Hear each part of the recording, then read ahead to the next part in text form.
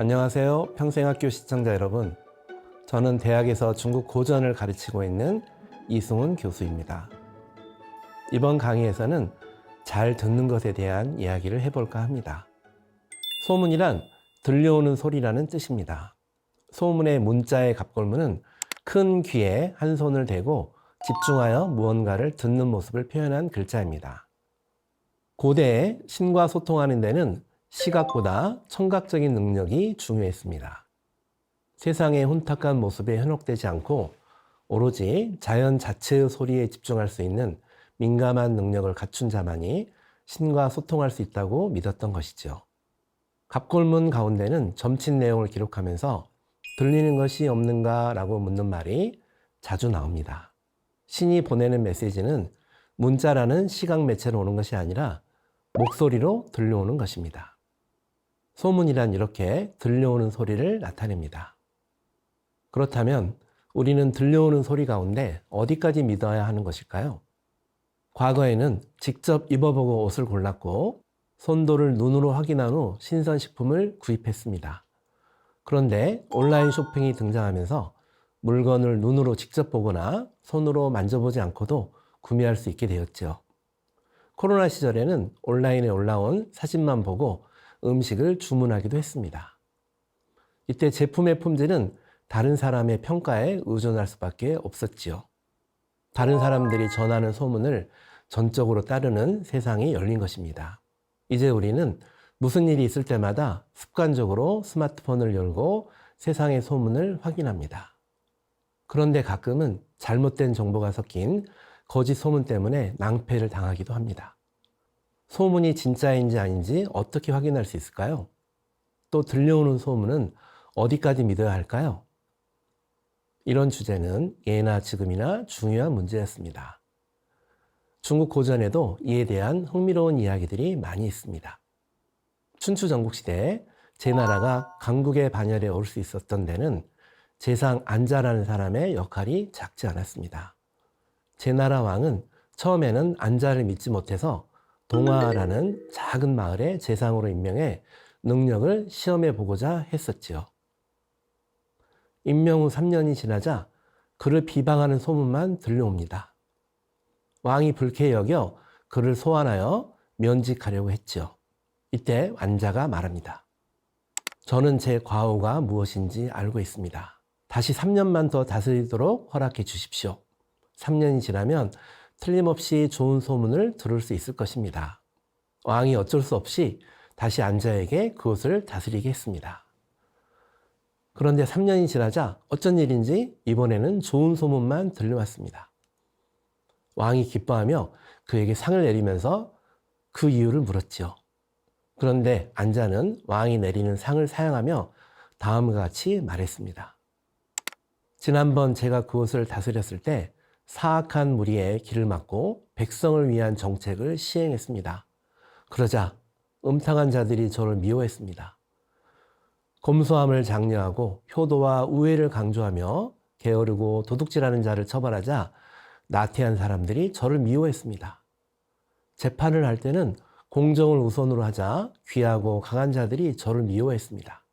좌우의 측근들이 원하는 것들 가운데 법에 맞으면 들어주고 법에 맞지 않으면 들어주지 않았더니 그들이 저를 미워했습니다. 귀인들을 섬길 때도 정해진 의전을 벗어나지 않으니 귀인들이 저를 미워했습니다. 이런 까닭에 안팎으로 비방하는 말이 넘쳐나 결국 3년 만에 왕의 귀에까지 들리게 된 것입니다. 그런데 왕에게 질책을 받은 다음에는 모두 반대로 해보았습니다. 사악한 무리들이 가는 길을 막지 않고 백성들을 위한 정책을 시행하지 않자 부패한 자들이 좋아했습니다. 검소함과 효성과 우애를 강조하지 않으며 도둑질한 자를 처벌하지 않자 나태한 자들이 기뻐했습니다. 재판을 할 때는 귀하고 힘있는 자들에게 아부하자 그들이 좋아했습니다. 측근들이 원하는 것이라면 무엇이든 허락하자 그들이 좋아했습니다. 정해진 의전에 따르지 않고 귀한 사람들을 접대하자 그들이 좋아했습니다. 이렇게 사악한 자들이 밖에서 저를 칭송하고 아부하는 자들이 안에서 저를 칭송하자 3년이 지나 그 소문이 왕의 귀에까지 들리게 된 것입니다. 지난날 제가 벌을 받았던 것은 사실은 상을 받아야 할 것이며 지금 제가 상을 받은 것은 사실은 벌을 받아야 할 것입니다. 그러니 제가 감히 오늘 상을 받지 못하겠다는 것입니다. 왕은 그제야 그의 현명함을 깨닫고 재상으로 임명해 국가의 대사를 맡겼습니다. 3년이 지나 제 나라는 크게 발전했다고 합니다. 이처럼 들려오는 소문에는 다 이유가 있는 법입니다. 앞선 3년 동안 힘없는 백성들을 위한 정책에는 좋지 않은 소문이, 후반 3년 동안 권력자들의 입맛에 맞는 정책에는 좋은 소식만 들려왔던 것입니다. 안자는 소문의 출처가 어디인지 확인해야만 그 진상을 제대로 파악할 수 있음을 보여준 것입니다. 그렇다면 왜 소문은 대체로 좋지 않은 이야기들만 잘 전해지는 것일까요? 현대사회의 소문의 집합소라고 할 수 있는 뉴스는 부정적인 이야기로만 가득합니다.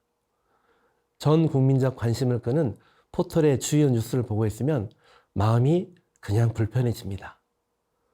뉴스를 열심히 보는 사람들은 자신도 모르게 세상을 냉소, 염세, 비관적으로 바라보게 되는데 이를 잔혹한 세계 증후군이라고 부르기도 합니다. 인간이 이렇듯 부정적인 사건에 더 관심을 가지는 것을 심리학자들은 부정편향이라고 말하기도 합니다. 인간은 자기 주변의 위험 요소로부터 스스로를 보호하도록 진화했기 때문이라는 것이죠. 나를 보호하기 위해서는 상대의 악의적인 의도를 간파하는 것이 중요합니다. 그래서 우리는 주로 나쁜 소문에 관심을 갖는다는 것입니다. 과거 수렵채집 사회에서는 독거미나 뱀을 보면 겁을 먹고 피하는 것이 무서워하지 않는 것보다 100배는 나았을 것입니다. 지나치게 두려워한다고 해서 죽지는 않겠죠. 하지만 두려움을 느끼지 않고 안일하게 대처하면 틀림없이 죽게 될 것입니다. 그래서 인간은 본능적으로 긍정적인 것보다 부정적인 것에 더 많이 이끌린다고 하는 것입니다. 부정적인 것에 더 주목하는 또 다른 이유는 뉴스라는 매체가 가진 속성 때문이기도 합니다. 뉴스는 평범하고 긍정적인 이야기에는 관심이 없습니다. 사람들의 주목을 끌기 위해서는 뉴스는 갈수록 나쁜 소식들로 가득 차야만 합니다. 그렇다면 우리 역시 뉴스만 보고 세상이 다 끝난 것처럼 절망할 필요도 없을 것입니다. 세상에 미담이 없는 것이 아니라 뉴스가 미담을 싫어할 뿐이니까요. 이처럼 소문이란 사실을 그대로 전해주는 것이라기보다는 주로 부정적인 것을 전하는 속성이 있습니다. 때문에 소문이 감추고 있는 것을 제대로 봐야 합니다. 고대 중국에서 유명한 사람 가운데 편작이라는 의사가 있었습니다. 편작은 중국의 히포크라테스로 불리는 유명인이지만 그의 삼형제 모두가 의사였다는 사실을 아는 사람은 많지 않습니다. 한 번은 왕이 삼형제 가운데 누가 가장 뛰어난 의사인지 물어보았습니다. 그런데 편작은 의외로 큰형이 가장 뛰어나고 그 다음이 둘째형, 그 다음이 자신이라고 답합니다. 편작은 당대 소문난 명의였지만 두 형의 이름은 들어보지 못한 사람이었기에 왕이 그 이유를 물었지요. 편작이 이렇게 대답합니다. 큰형은 병이 생기는 원인을 기가 막히게 파악합니다. 병이 생기기도 전에 병을 제거해버리죠. 그래서 그의 명성이 집 밖으로 나가지 않은 것입니다. 둘째 형은 병이 이제 막 생겨나는 순간 제거해버립니다.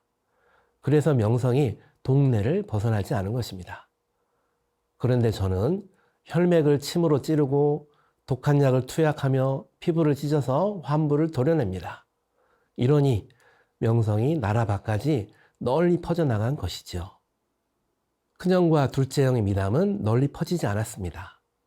하지만 편작의 치료술은 이야기로 가공되어 소문을 타고 멀리까지 퍼져 그를 유명인으로 만들어 주었습니다. 이렇듯 주로 자극적인 소문들만 널리 퍼져나갑니다. 사람들은 소문에 관심이 많으면서도 그 자세한 내막에 대해서는 잘 알려고 하지 않습니다. 우리가 매일 보는 뉴스도 다르지 않습니다.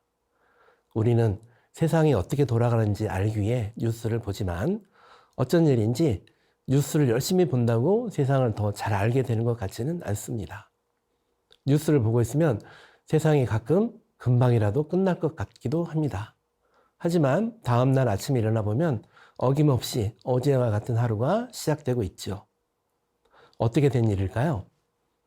사실 세상은 뉴스에 나오지 않은 수많은 사건으로 가득합니다. 그 가운데 언론사가 좋아하는 몇 가지 자극적인 사건들만 뉴스가 될 뿐입니다. 우리가 보는 뉴스 대부분은 선별된 예외들인 것이죠. 특정한 누군가가 골라낸 예들만으로 세상을 일반화하는 것은 성급한 일인 것입니다. 어차피 뉴스가 세상을 다 보여주지 못한다면 너무 열심히 읽지 않아도 될 것 같습니다. 그렇지 않아도 내 삶은 충분히 복잡하기 때문이죠. 들려오는 소문에 너무 휘둘릴 필요도 없을 것입니다. 소문에 너무 민감해지지 않기 위해서는 소문의 속성을 알아야 합니다. 감사합니다.